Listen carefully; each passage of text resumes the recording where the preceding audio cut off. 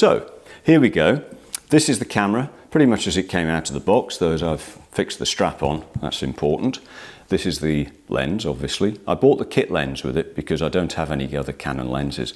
This is the battery, which is fully charged. It took about 4 hours, but it's recommended to fully charge the battery right from the start because it does help with the battery life. And this is a memory card, which we're going to put in. So, to start off with, if I turn it round, you can see here, this is on the bottom is where you put the battery and the card in. You open it very simply, and the Canon, the battery, which is a Canon battery, if you have the Canon logo facing you, it slides in very easily. Now obviously the way these batteries are designed these days, they only go in one way. So if you have to force it, it's probably the wrong way. And it has a little clip there just to keep it in place, which obviously you flick back if you want to take the battery out. This is a memory card. It's 4 gigs. Now, recommended memory cards, to be perfectly honest, are from SanDisk. They are the professional's choice, basically. They're reasonably expensive, but not overly so. And the one thing that comes in their favour is that they have a lifetime guarantee. Now, please remember that this lifetime guarantee refers to the memory card, not the images on it. So if you buy a 16 gig memory card and you have 15 gigabytes of information on it and then it all goes pear-shaped, you're only going to get the card back. You're not going to get the 15 gig. So always, as a matter of course, try to save your images and your files and videos somewhere even safer. And usually that means an external hard drive. But this isn't a SanDisk. I don't actually know where I got this, but these things crop up, don't they? And this goes in here, again, at the moment, facing you, the label facing you, and it goes in. So you just need to force it in until it clicks. Again, it won't go in if it's the wrong way around. So just be gentle with it, and then you can close it like that. Now, on the other side, as you can see, I have the lens, and the cap is still on here. It's very important when you've got a digital camera to try and keep dust out of the internal workings of the camera. And so as a recommended practice, whenever you change lens, always try to have it facing downwards so that dust doesn't really fall in, and don't mess around. Just change the lens straight away. Don't have it hanging around wide open. So here we go. Now this is my kit lens. It's an EFS 1855. For this lens, you see that there is a white square here, and there's also a white square here on the ring, and you line those two up and then you turn it clockwise till it clicks. Okay, so that is fitting the battery and fitting the card and also fitting the lens. And now we're going to go on to formatting the card and various other things that we need to do to set the camera up. Okay, so I have set the camera up now on a tripod so that you can see the back screen a bit better, as that's where most of the functionality and this video will take place. Before I switch it on, what I've done is I've changed the mode dial to M at the top for manual, because that means that when you switch it on, all the menu tabs will appear across the top. If you have it on some of the auto modes, then only the tabs that are relevant to that auto mode will appear, so you won't see everything. So it's easier initially to set it on M and see everything going across the top. So first of all, let's switch it on. And you will see, here we are, we're on the date and time zone. Obviously, this is the setup the first time it's been switched on. It won't look like this all the time. That would be ridiculous. It will automatically switch on to onto normal settings once you have done this. So the first thing to do is to press set in order to choose this box, and then you can go sideways, up and down, sorry, to choose the correct date. Now if you look here, because it's set on London, it is set in the UK way of doing the date. It's the 18th of April, so there you go, the 18, move across, press set to choose. April is the 4th, there you go. Again, set to complete that. If I wanted to change that, I could press set and obviously do that again. And it is 10:35, so I'll check that.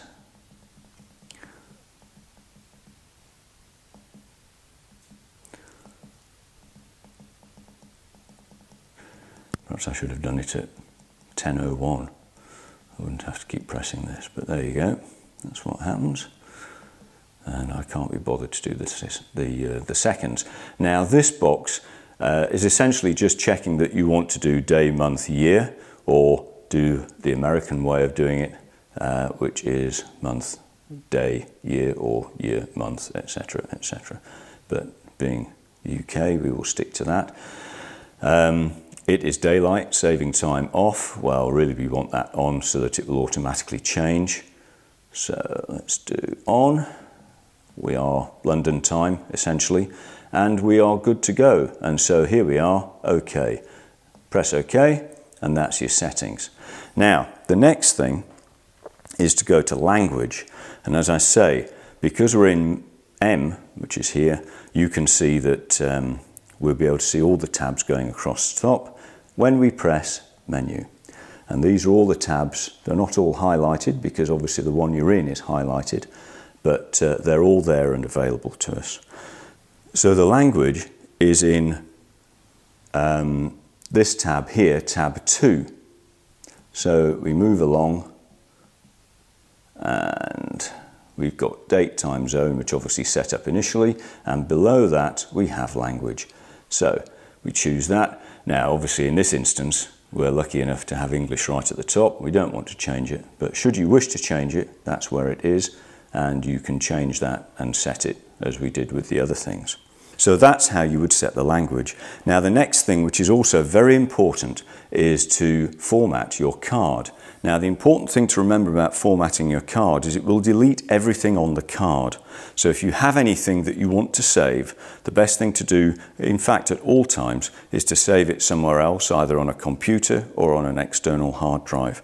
Please don't save things on your card expecting it to be there indefinitely, because cards are more fragile than computers and external hard drives, and you're always, because if you're using the card regularly, you're always going to be in that danger zone of accidentally deleting stuff. So if it's something that you want to keep, make sure it's somewhere else. Oh, here we go. This is something that we will have to deal with. Come on, sweetheart. Right, so back to menu. I'll come back to that shutdown time in a minute. So for the next thing, to delete the card, we go back across one to the spanner tab 1, as I call it, and there's your format card. And the options we have is low level format, which is fine in this instance. And we will go across to OK. And there it is formatted. Now that's very important obviously initially when you buy the card, because it needs to be formatted for the camera, but it's also recommended to do that regularly, particularly after you've just downloaded a load of pictures and you essentially want to delete everything on the card. It's a much easier way of doing that. The other thing you need to think about is your eyesight, because whilst a lot of your focusing may well be done on this LCD screen, if you're going to do any focusing through the viewfinder, then you need to set this dioptric adjustment to your eyesight. Obviously, you need to take off the lens cap. And by looking through here and seeing what is sharp, you will be able to detect exactly whether this is set to your eyesight or not. And if it is or it isn't, well, if it is, you don't have to do anything, of course, but if it isn't, then you can move this up and down so that it suits your eyesight that much better. Bear in mind, this is only your eyesight it's dealing with. It doesn't do anything to the focusing ability of the camera, and it doesn't change the focusing ability of the camera. This is purely just for your eyesight so that you can see better through the viewfinder. And then finally, the auto timer. when we've been watching this, obviously there have been occasions when it's automatically switched itself off, and that is very useful, of course, because it helps save battery power and battery life, but it can also be quite irritating. And if you want to change the length of time it will appear before it goes on to auto switch off, then again you just go to menu.